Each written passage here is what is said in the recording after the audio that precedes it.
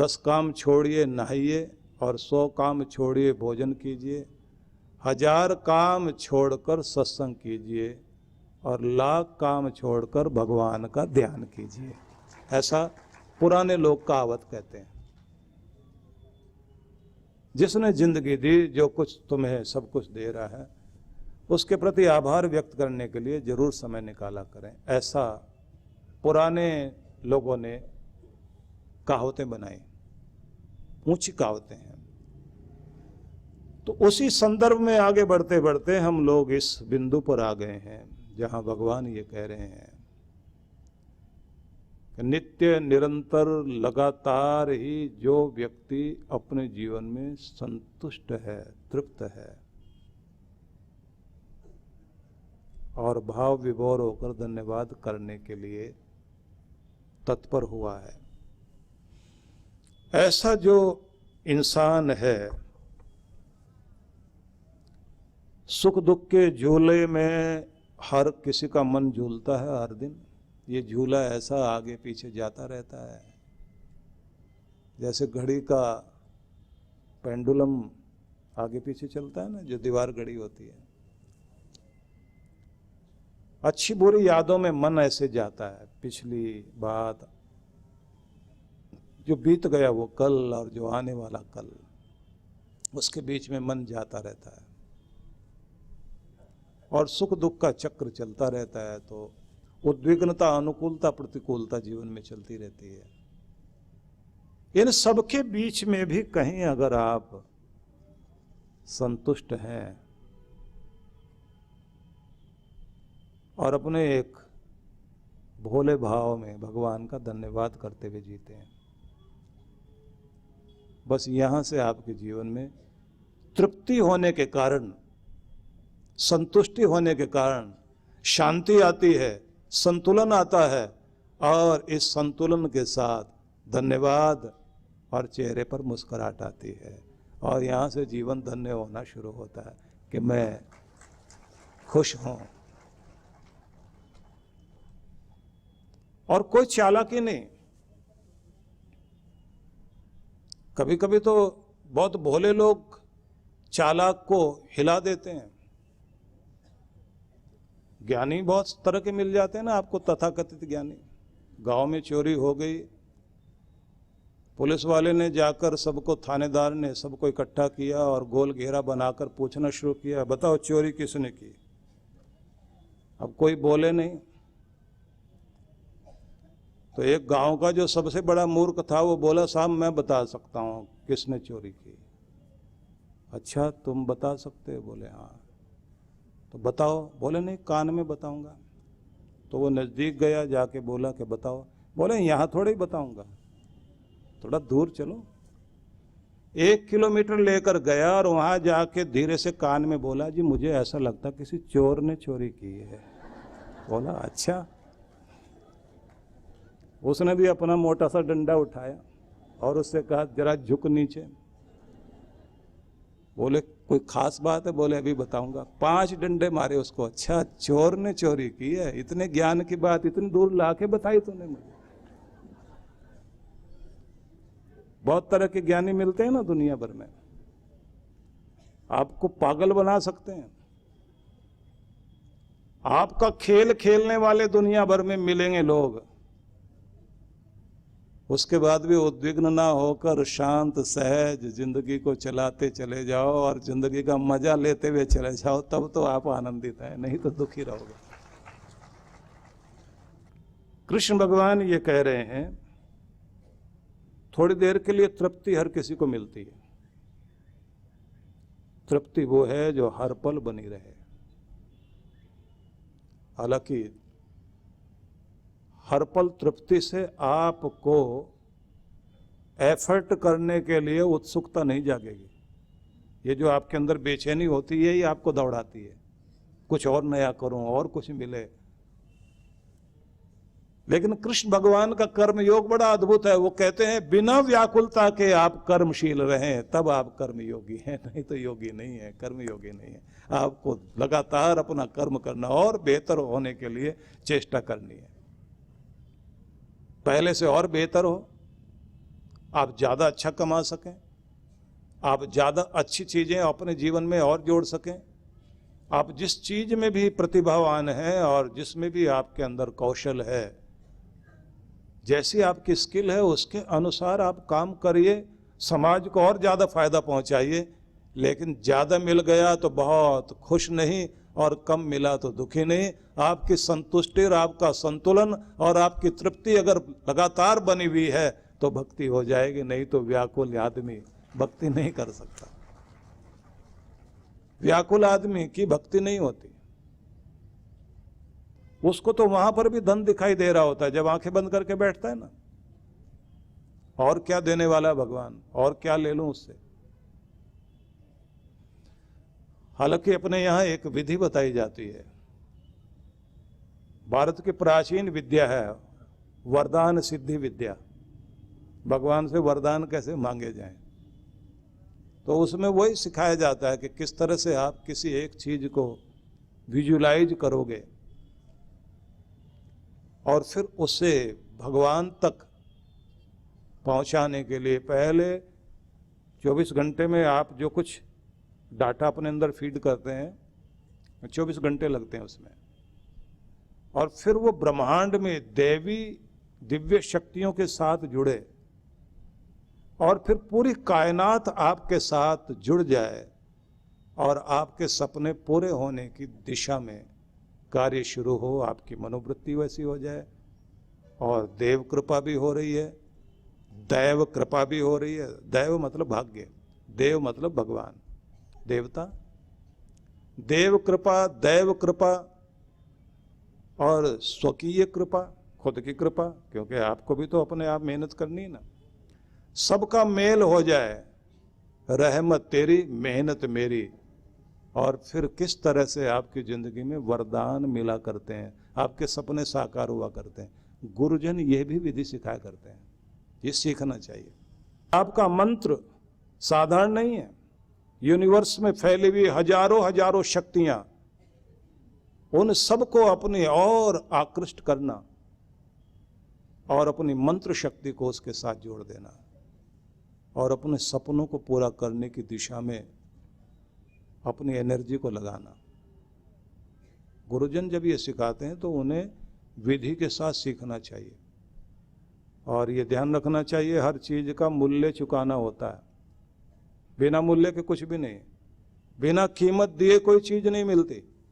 अगर बच्चे को सफल होना अपनी जिंदगी में तो अपनी नींद की कीमत अदा करनी पड़ेगी। मतलब सुबह सुबह आलस्य आएगा, उसे छोड़कर जागना पड़ेगा।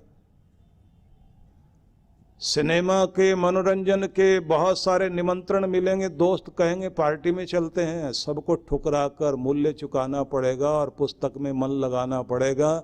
और फिर एक दिन ऐसा आएगा कोई IAS IPS बनेगा और लाल बत्ती वाली कार में बैठकर चलेगा। मनोरंजन करने वाले और भटकने वाले बच्चे उन्हीं के पास जाकर कहेंगे भाई तू तो इतना बड़ा बन गया, हमारी भी नौकरी लगवाना है। बिना मूल्य चुकाए आप वहां तक पहुंच नहीं सकते। डॉक्टर बनना है तो मूल्य चुकाना पड़ेगा, इंजीनियर बनना मूल्य चुकाना पड़ेगा। ऐसे गुरु की शरण में जाकर परमात्मा की कृपा पानी है तो मूल्य यहां भी चुकाना पड़ेगा। यहां भी बिना मूल्य चुकाए बात नहीं बनती। गुरु दीक्षा और गुरु मंत्र, इससे भी अलग चीज है मंत्र सिद्धि। आप जो भी अपने इष्ट देव का मंत्र जपते हैं, गुरु के द्वारा दिया गया मंत्र है, उस मंत्र के साथ आपको साधना में बैठना है। और साधना भी ऐसी नहीं कि ऐसी कठिन चीज बता दी जाए जो जिंदगी में 7 जन्म में पूरी ना हो। ऐसे सहज रूप में जिसे आप आसानी से कर सकें। लेकिन जिससे भी आप जुड़े हैं, जो मैं ये कहा करता हूं ना कि आप किसी को भी मानते हो, उन्हें मानिए। अगर विधि में कहीं गड़बड़ है तो आप विधि हमसे सीख लीजिए, मानिए उन्हीं को जिनको आप मान रहे हो। हमें कोई अपना कोई प्रभाव या अपने कोई यश कीर्ति नहीं लेनी है। हमारी तो बस एक ही भावना है कि आप ईश्वर के हो जाएं और ईश्वर से जुड़ जाएं, ईश्वर को मानें। और ये फैशन भी नहीं होना चाहिए कि 10-10 गुरुजी कर लें। काफी सारे लोग ऐसे होते हैं, कम से कम 4 या 5 लोग के तो लॉकेट डाल ही रखे होते हैं गले में। नहीं, हम तो इनको भी मानते हैं, उनको भी मानते हैं, इनको भी। किसी एक के होना है तो पूरे हो जाइए। कहीं सीखने की बात है तो सीखने के लिए जितना समझ है हम लोगों को, जितना कुछ पाया गुरुजनों से, उसको आगे सिखाने में हमें कोई दिक्कत नहीं है। सहज भाव से देने के लिए तैयार है, बिना किसी अकड़ के। लेकिन वो मूल्य चुकाने के लिए जरूर तैयार होना चाहिए कि गुरु जब किसी कीमती चीज को देते हैं तो उसको लेने के हकदार भी बने, वो ऐसा मन वाला, उस तरह के चित्त वाला बनकर जाए। लेकिन फिर भी आपसे ये कहना चाहता हूं, कृष्णम वंदे जगत गुरुम, कृष्ण भगवान जगत गुरु हैं। हालांकि बहुत लोग अपने नाम के आगे जगत गुरु लगाते हैं। किसी से पूछा कि आप जगत गुरु कैसे बन गए? बोले हमारे चेले का नाम जगत है, हम उसके गुरु हैं, तो जगत गुरु है ना। बड़ी चालाकियां चली जाती हैं। सबसे प्रथम गुरु कोई है तो भगवान है, और भगवान का ही मंत्र गुरु देता है। गुरु कोई अपना मंत्र नहीं देता। गुरु माध्यम बनता है परमात्मा की तरफ ले जाने के लिए, वो द्वार बनता है, पर ले जाता भगवान की तरफ ही है, तब तो गुरु है। और अगर वो खुद अपने से ही जोड़कर बैठ जाए तो फिर तो वो दीवार बन गया, फिर वो भगवान की तरफ नहीं लेकर जाएगा। इसलिए उसे हर द्वार बनना चाहिए, हरि का द्वार या हर का द्वार, शिव का द्वार। तो सदगुरु जब ये सिखाते हैं, क्योंकि कृष्ण जगत गुरु हैं, वो कहते हैं कि सतत संतुष्टि, तृप्त रहना, यतात्मा दृढ़ निश्चय। जो अपने आप को परमात्मा से नित्य निरंतर कनेक्ट करना जानता हो, वहां से तार जोड़ना जिसे आता। भगवान कहते हैं मेरे प्यारों की पहचान है ये। देखिए, नाम जपते हो ना जब आप लोग, तो नाम जपते जपते एक स्थिति आनी चाहिए कि आप कनेक्ट हो जाएं। आपको अपनी खबर न रहे। एक सूफी शायर ने लिखा कि जब पूछा गया कि मेरे रब तू कहाँ है, तो उत्तर आया, मैं वहां हूं ऐ मेरे हमदम, जहां तुम्हें खुद की खबर नहीं होती, जहां तुम बेखबर हो जाते हो, जहां तुम्हें खुद की होश ना रहे, ध्यान करते हुए, जाप करते हुए, पूजा करते हुए, उस बिंदु पर जब तुम पहुंच जाओगे कि आपको खुद की होश नहीं है, खो गए। जब आप खो जाते हैं, विचार खत्म, अंदर की कल्पनाएं समाप्त, तो अंदर की कल्पनाएं, अंदर के विचार, अंदर की भावनाएं, सब वो जगत है, संसार है। वो जब खो जाता है, बस वहां से जगत के स्वामी का द्वार शुरू होता है, वहां से उसकी प्राप्ति होती है। तो उससे माना जाता है कि अब आप कनेक्ट हो गए। इसलिए उसको हम समझें कि वो क्या है, कैसा है, वो नहीं समझ में आएगा।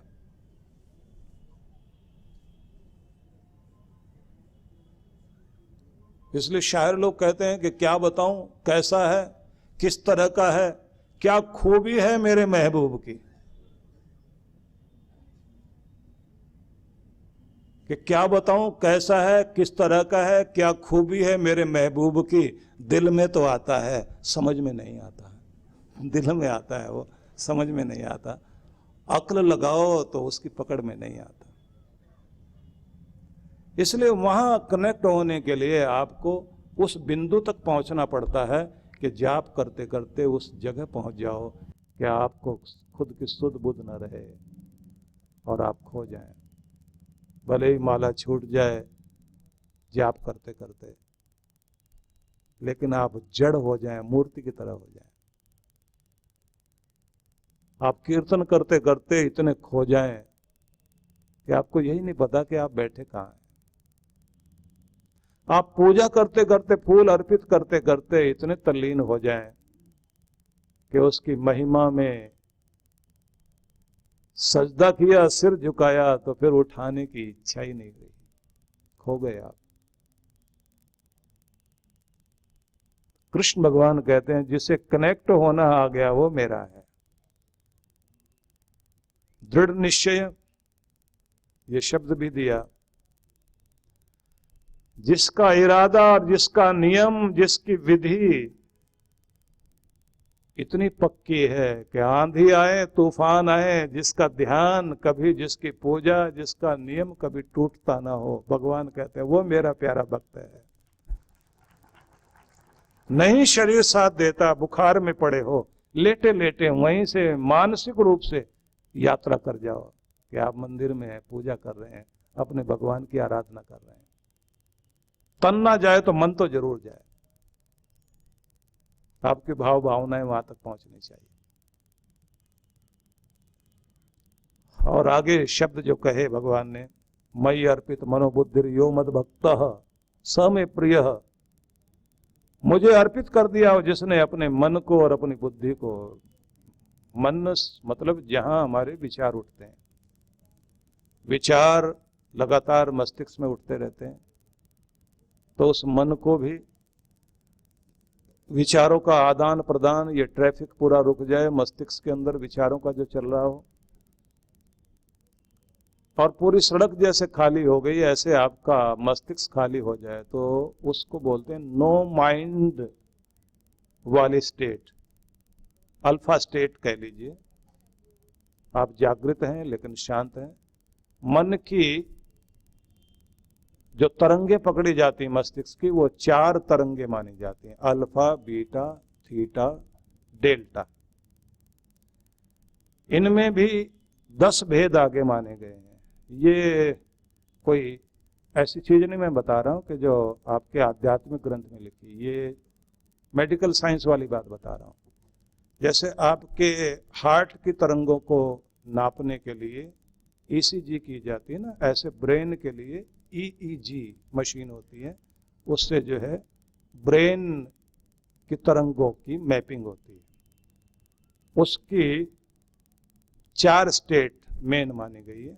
उनमें जो अल्फा लेवल है उसमें जब आप आ जाते हैं, गुरु जब आपको सिखाते हैं ना, ध्यान में लेकर जाते हैं, तो आपको अल्फा स्टेट में लेकर जाते हैं, जहां आप नींद में नहीं है लेकिन ऐसे भी जागे हुए नहीं है कि आपको संसार का ध्यान आ रहा है।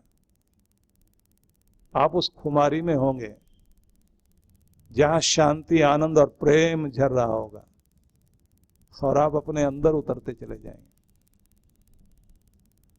तो मन खो जाए, और ये जो चालाकी करने वाली बुद्धि है ये भी खो जाए, भगवान को अर्पित कर दें।